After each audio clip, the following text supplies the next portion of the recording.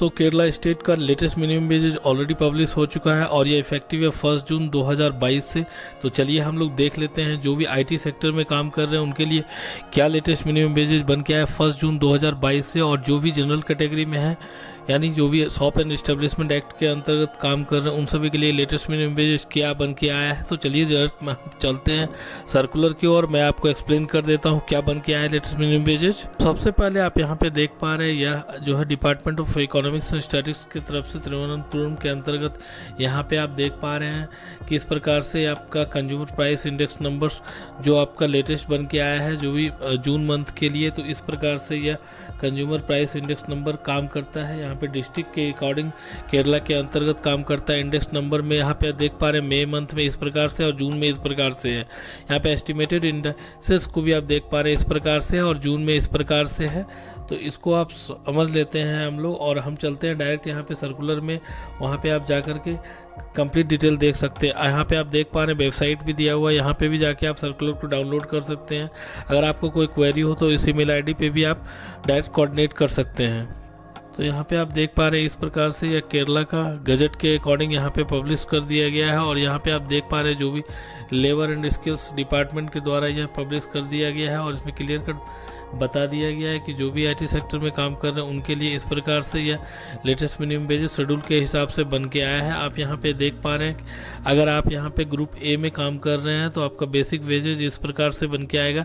Minimum यहाँ पे आप देख पा रहे हैं इतना बन के और मैक्सिमम इस प्रकार से 26,080 के हिसाब से आप ले सकते हैं मैक्सिमम।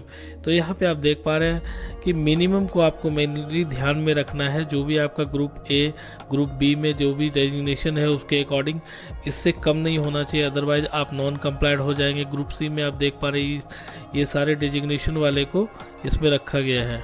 तो इस प्रकार से आप देख पा रहे हैं ग्रुप डी के अंतर्गत इस प्रकार से जो भी डेजिग्नेशन काम करते हैं और इनका मिनिमम इस प्रकार से आपको मिनिमम वेजेज लेना है। ग्रुप ई को देख सकते हैं आप जो भी प्रोग्रामर है, सॉफ्टवेयर इंजीनियर, ये सब जो भी काम कर रहे हैं। ग्रुप एफ में आप देख पा रहे हैं जो भी कंसल्टेंट है, एग्जीक्यूटिव है या फिर अकाउंटेंट ऑफिसर्स के रूप में जो भी काम कर रहे हैं, फ्रंट ऑफिस असिस्टेंट के रूप में काम कर रहे हैं, उनका मिनिमम आपको इस प्रकार से लेना है और इस प्रकार से आपका मिनिमम वेजेज देख सकते हैं आप। ग्रुप जी में आप देख सकते हैं डाटा एंट्री ऑपरेटर है, टेक्निकल सपोर्ट, ये सभी डेजिग्नेशन वाले काम कर आ जाएंगे। आपका ग्रुप एच में आप देख सकते हैं housekeeping assistant, security guard, watchman, office boy, जो भी आईटी सेक्टर में काम कर रहे हैं आप देख पा रहे हैं। अगर आप ग्रुप आई में देख सकते हैं स्वीपर, क्लीनर, इनको भी आपको मिनिमम आपको 13,110 रुपीज़ बेसिक वेजेज लेना है। उसके आधार पे आपको सीटीसी ब्रेकअप बनाना है। यहाँ पे आप देख पा रहे हैं क्लियर कट बता दिया गया जो भी डियरनेस अलाउंस है, अगर मंथली वेजेज लेते हैं तो उसमें मिनिमम 26 रुपीज़ आपको डियरनेस अलाउंस देना पड़ेगा और डेली वेजेज लेते हैं तो 1 रुपीज़ का देना पड़ता है as per the consumer price index number के हिसाब से। तो आपको मिनिमम वेजेज को फॉलो करना है। सर्विस वेटेज का भी यहाँ पे क्लियर कट प्रावधान बता दिया गया, जो भी 5 साल कंप्लीट कर लेते हैं जो भी एम्प्लॉय उनको आपको सर्विस वेटेज भी देना है। यहाँ पे आप देख पा रहे हैं एनुअल इंक्रीमेंट आपको उसका हायर टाइम स्केल के हिसाब से करना है, यह मिनिमम रिक्वायरमेंट है। आप अदर कंडीशंस भी आप देख पा रहे हैं कि हायर वेजेज अगर आप दे रहे हैं तो उसमें आपका जो भी minimum wages as per notification है उसको मिनिमम आपको उसको फॉलो करना है। आप देख पा रहे हैं यहाँ पे नॉट इनको, यहाँ पे आप देख पा रहे हैं अगर आप उससे कम दे रहे हैं तो आप जो भी बेसिक वेजेज है as per the schedule employment के हिसाब से उससे कम नहीं होना चाहिए। यहाँ पे क्लियर कट बता दिया गया है। और अगर आप मंथली वेजेज दे रहे हैं तो अगर आप डेली वेजेज निकालना है तो 26 से डिवाइड कर देंगे और अगर आप डेली वेजेज दे रहे हैं तो उनको आप मल्टीप्लाई कर देंगे 26 से, तो यह आप उनका मंथली वेजेज बन के आ जाएगा। यहाँ पे आप देख पा रहे हैं इसमें और भी काफ़ी सारे डिटेल दिए हुए हैं। यह कन्नड़ की मतलब मलयालम लैंग्वेज में भी यहाँ पे क्लियर कट बता दिया गया है। अगर आप को नोटिफिकेशन चाहिए तो कमेंट बॉक्स में ड्रॉप कर देंगे। चलिए मैं आपको अब जनरल कैटेगरी के बारे में भी बता देता हूँ। सकते हैं आप यहाँ पे जनरल कैटेगरी ए में अगर आप काम कर रहे हैं तो अगर आप देख सकते हैं आप स्पेशल ग्रेड में आते हैं तो आपका मिनिमम वेजेज ये आपको मिनिमम लेना पड़ेगा मैनेजर कैटेगरी के लिए, या फिर उसके अंतर्गत ये सारे जो भी देख सकते हैं आप इस सारे कैटेगरी को एम्प्लॉयमेंट कैटेगरी को रखा गया है। उसके अंतर्गत अगर आप ग्रेड बी में आते हैं तो आपको यहाँ पे आप देख सकते हैं मिनिमम आपको 8,910 रुपीज़ बेसिक वेजेज लेना पड़ेगा।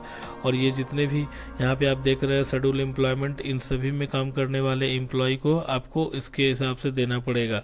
आप यहाँ पे देख पा रहे हैं, अगर आप ग्रेड सी में काम कर रहे हैं तो जो भी ऑडियो असिस्टेंट है, बास्केट्स, पैकर्स, मूवर, इस तरह से जो भी काम कर रहे हैं, आप क्लीनर वगैरह, उनको आपको इस प्रकार से मिनिमम वेजेज देना पड़ेगा। अगर आप ग्रुप डी में आ रहे हैं तो आपको अटेंडर है, प्यून है, वॉचमैन है, तो आपको मिनिमम आपको इस वेजेज को मिनिमम वेजेज के रूप में रखना पड़ेगा। उसी के आधार पे आपको सीटीसी ब्रेकअप बनाना पड़ेगा। अगर आप ग्रुप ई में आप काम कर रहे हैं, क्लीनर है, स्वीपर है, तो आपको बेसिक वेजेज इस प्रकार से आपको लेना पड़ेगा।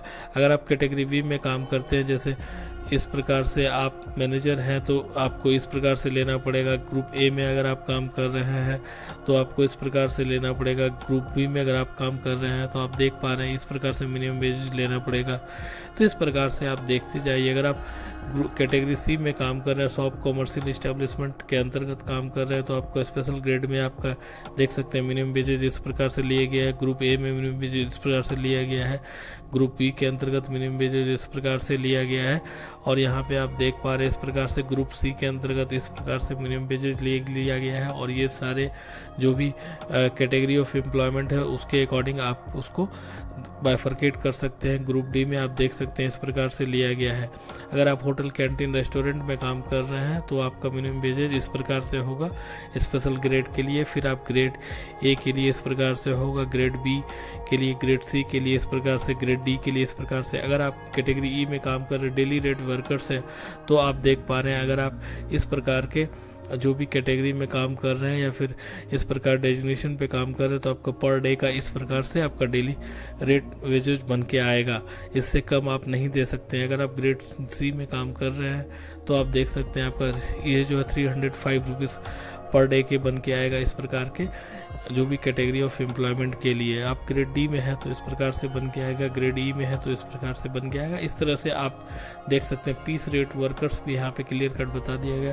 कैटेगरी ऐप में अगर आप काम करते हैं इस प्रकार से लोडिंग, अनलोडिंग, ये सभी चीज़ें अगर आप काम कर रहे हैं तो आपका पीस रेट में भी इस प्रकार से क्लियर कट बता दिया गया। इससे रिलेटेड और भी कोई क्वेरी हो तो बिल्कुल आप कमेंट बॉक्स में ड्रॉप करेंगे। धन्यवाद।